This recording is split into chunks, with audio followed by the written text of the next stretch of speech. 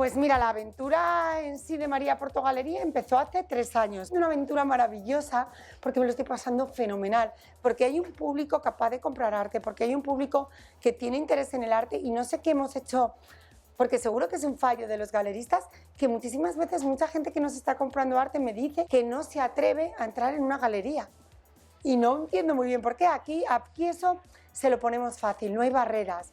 Y yo creo que el arte no tiene que tener barreras. Estamos en una galería a la que por primera vez he puesto mi nombre, María Porto Gallery, y es una galería muy pionera en España, porque cuando yo me planteé volver a primera línea, a abrir un espacio, porque me lo pidieron los artistas jóvenes, María, vuelve, llevas, porque me dediqué durante una época a ser más private dealer y a hacer negocios de intermediación, pues mucho fuera de España, decidí abrir en un lugar donde de verdad acerquemos el arte a la gente y facilitemos ese canal que es poner en contacto a los artistas que están empezando, que quieren enseñar su obra con el público que pasa. Y estamos dentro del Corte Inglés de Castellana, que es un centro comercial muy conocido aquí en España, dentro de un gran mall donde hay otras muchas cosas. Comprar una camiseta, un bote de tomate y un Miró, o un Picasso, o un artista que está comenzando. Sinceramente, la línea de la galería son cosas que me interesan.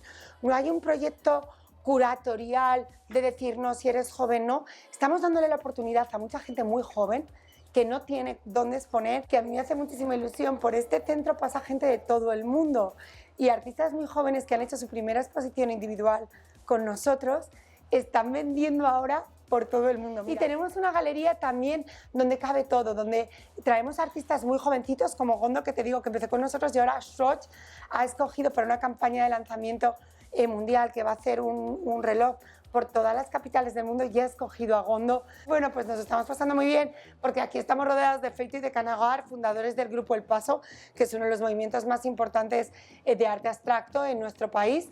Y luego tenemos a gente muy joven que hace su primera exposición. Mi lema es democratizar el arte y arte de todos para todos.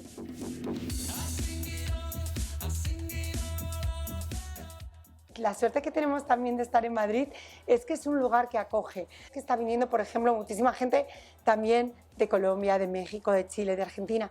Y esa mezcla pluricultural, esa mezcla de gente de España, aunque es muy pequeñita, es muy distinta. O sea, en el sur, en el norte, en Castilla, León, en el centro, hay como unos valores, una manera de comer, una manera de pintar. En unos sitios hace mucho calor, en otros sitios llueve mucho y todo eso se refleja en la manera de escribir, en la manera de pintar. Y ahora mismo Madrid es un lugar pluricultural.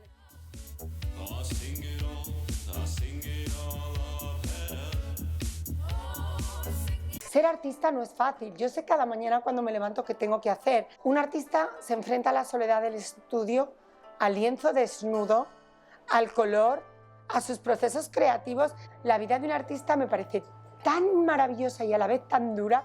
Envidio su capacidad creativa, pero es enfrentarte cada día a ti mismo, desnudar tu alma, sacar tus hijos, plasmarlos en un lienzo, exponerlos en una galería o en un museo para que todos opinemos de ello. Me parece un ejercicio maravilloso.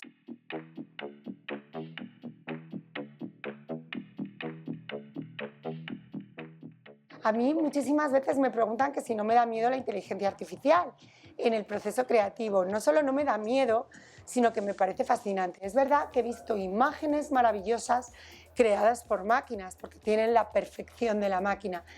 Pero es que yo creo que el punto de creación de un artista sale de aquí, del plexo solar, del estómago, del enfado con tu hijo, del disgusto con tu novia, de la guerra que estamos viviendo en Europa, del mundo. Entonces, esa rabia o ese amor, esa pincelada, ese escoger unos colores, ese gesto, una máquina nunca lo va a poder hacer.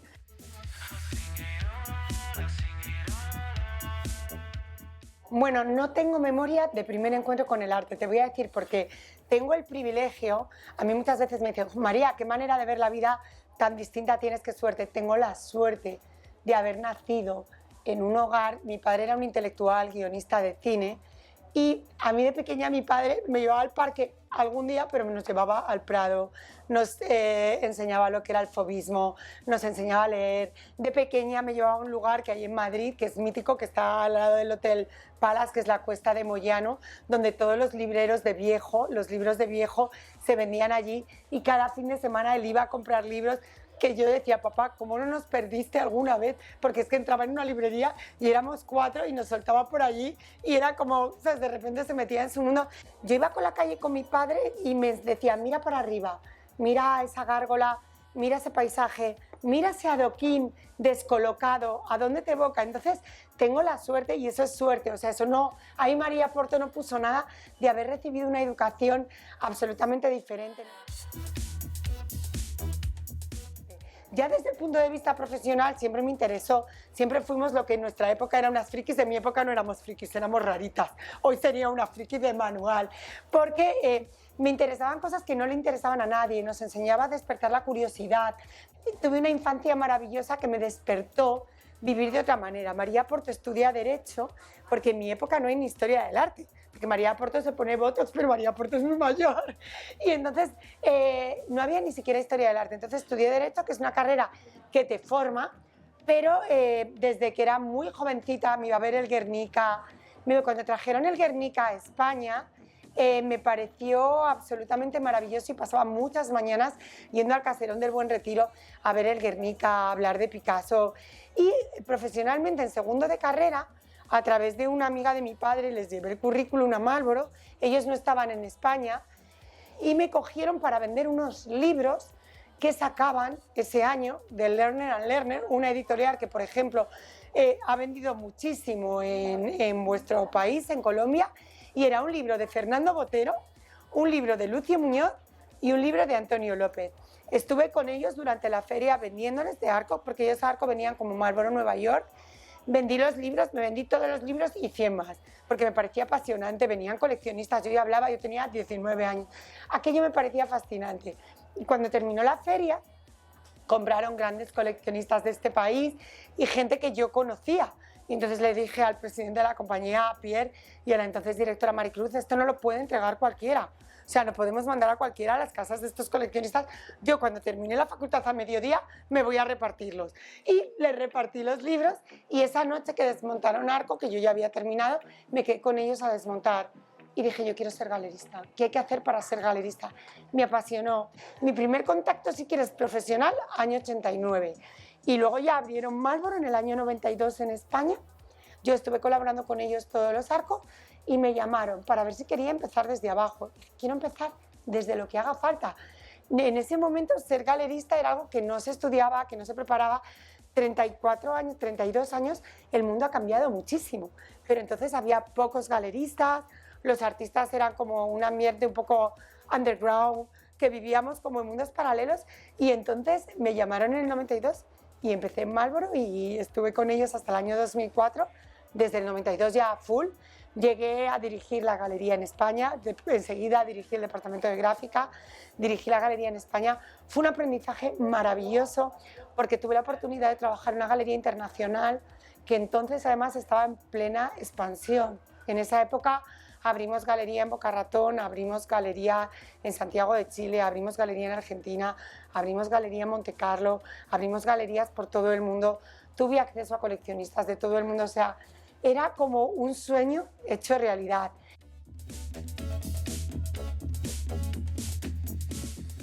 Pues mira, Marlboro en la época que yo la conocí y trabajé, era una galería que trabajaba con los mejores. O sea, tuve el privilegio de ser la galería que en su día llevó a Rothko, que en su día llevó todo el expresionismo americano, porque ellos empezaron en Londres con la gran escuela inglesa, que ha sido un referente para todos. De ahí dieron el salto a Nueva York, que cuando estaba todo el expresionismo, Rosenquist, Rothko, todos los grandes, Jackson Pollock.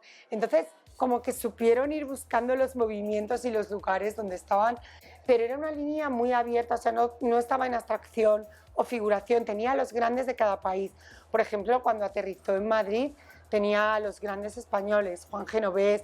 Cuando aterrizó en Nueva York, trabajaba con uno de vuestros grandes, Fernando Botero. O sea, su línea era grandes artistas. Entonces, ¿qué fue? Un máster por el que encima me pagaban. Pudimos traer artistas a España que no se conocían. El Reina Sofía nos compró una obra de Rothko, porque Pierre tenía el legado de Rothko. Rothko ya estaba en unos precios imposibles. El gobierno español no tiene tantos millones como otros gobiernos, y en España la ley de mecenazgo no existe, no es como en otros países que los grandes museos se hacen con obras de coleccionistas que donan. Aquí son a pulmón, y conseguimos que Pierre hiciera un precio maravilloso por un Rothko. Una empresa pudo pagar tributos con él, y el Rothko que está en la Reina Sofía lo gestionamos a través. Entonces, es que he tenido la oportunidad de hacer cosas tan bonitas, tan divertidas. Fuera de España hay más tradición de sacarse el arte a la calle. En España no lo había tanto. En el año 94 nos trajimos al maestro Botero a España, llenamos la Castellana, inundamos la Castellana de sus esculturas. Algunas de ellas se compraron y aquí siguen como testigo de que el maestro pasó mucho tiempo con nosotros. Fue de las primeras exposiciones de arte público que se hicieron.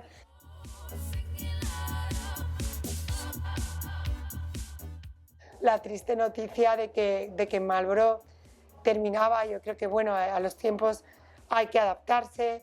Empezaron con proyectos curatoriales que yo creo que eran más museísticos que de una galería, y que el público de Marlborough no estaba acostumbrada, porque yo creo que también las galerías no debemos de perder el foco. Las galerías somos vehículos. Lo importante en las galerías son los artistas.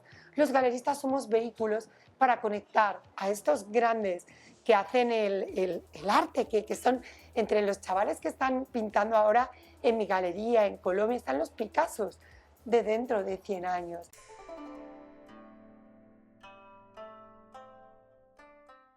Yo estaba un día sentada muy joven y con muchas ganas de dirigirla, con 24 años y recién empezando, pero quería dirigirla.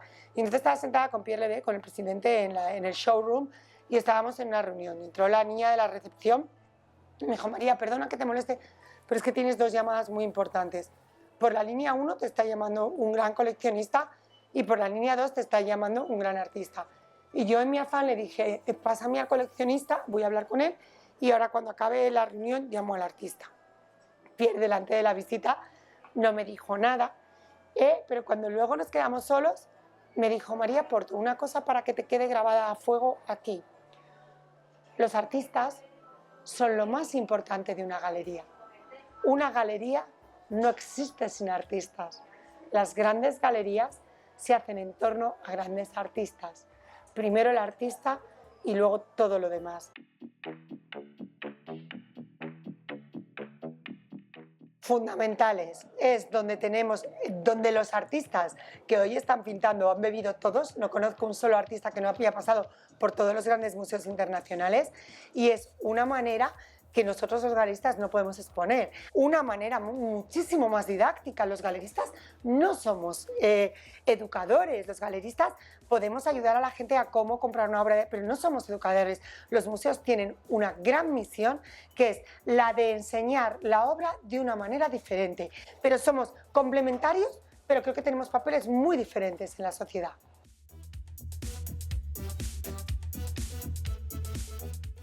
Bueno, yo creo que las ferias son fundamentales porque nos permiten ver aglutinado todo lo que está pasando en el mundo. Muchísima gente sí podemos viajar, muchísima gente que nos dedicamos a esto vamos a todas las ferias internacionales, pero hay muchísima gente que le interesa el arte, no puede viajar, no puede conocer todo.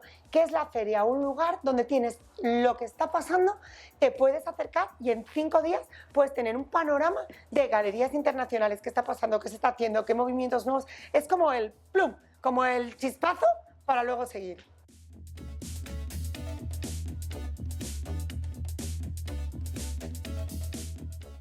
Los coleccionistas son una parte fundamental. Sin coleccionistas no hay artistas, y es una manera maravillosa de vivir. Los coleccionistas, yo el otro día, mira, con uno que estaba aquí me decía: ay María, yo no soy coleccionista, vengo a comprarme, pero venía a comprarse su séptima obra, y me decía: pero es que la quiero, pero ya no tengo sitio. Y le dije: el día que ya no tienes sitio y sigues comprando, eres coleccionista, te guste o no te guste. Yo creo que el coleccionismo es una pasión. Yo también, aparte de galerista, soy modesta coleccionista.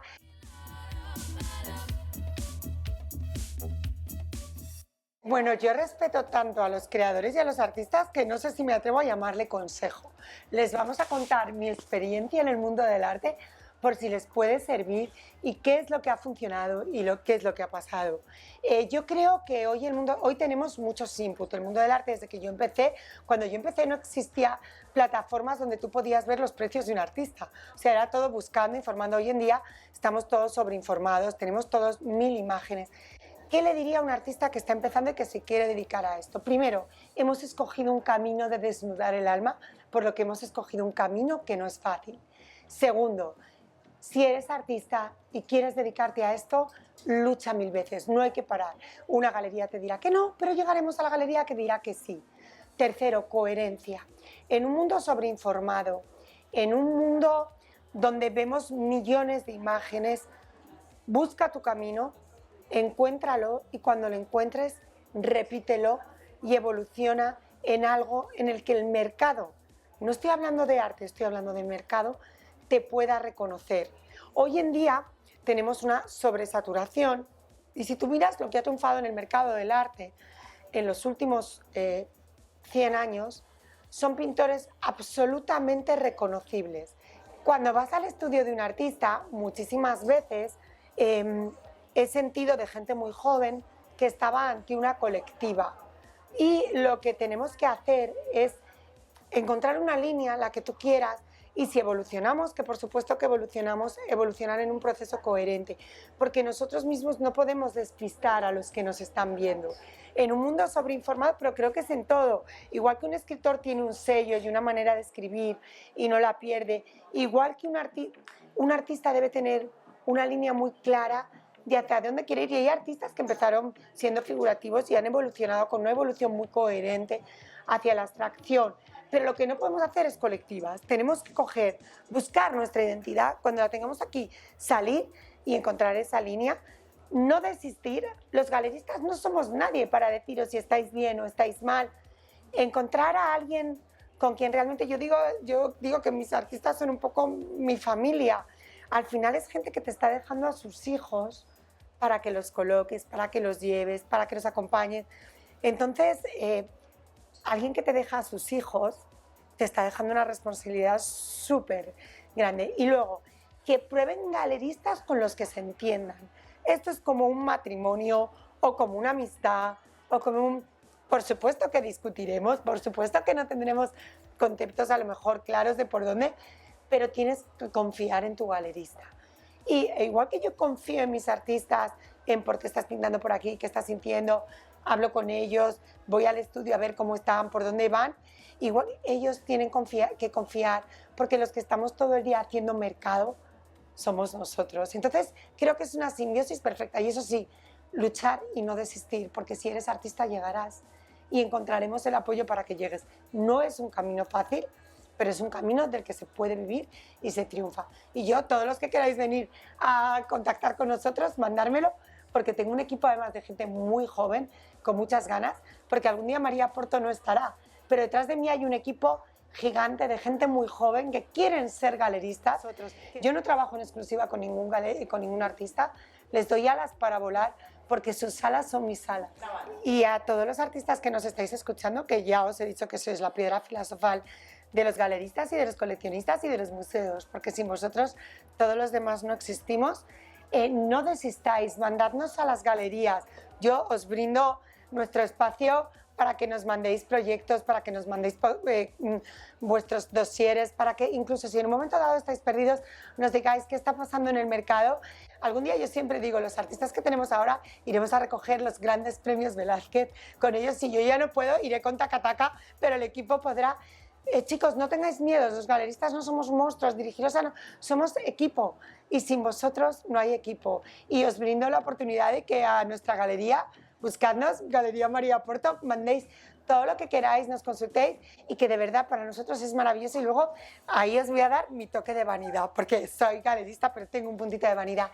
Descubrir a alguien que está en su estudio, que empieza contigo, que crece y vuela, es como cuando de repente yo tengo un hijo ya de 27 años que ya está trabajando, ha conseguido sus objetivos, se va a ir de casa a vivir con su novia y está listo para volar solo, qué maravilla que empecéis con nosotros, que crezcamos juntos y que voléis muy alto y que voléis muy grande, porque vuestro crecimiento es que algún día unos locos que estaban en un espacio de Madrid creyeron en vosotros y juntos crecieron de arte. No desistáis, que si mientras el hombre exista habrá artistas, habrá arte y habrá gente que creamos en vosotros.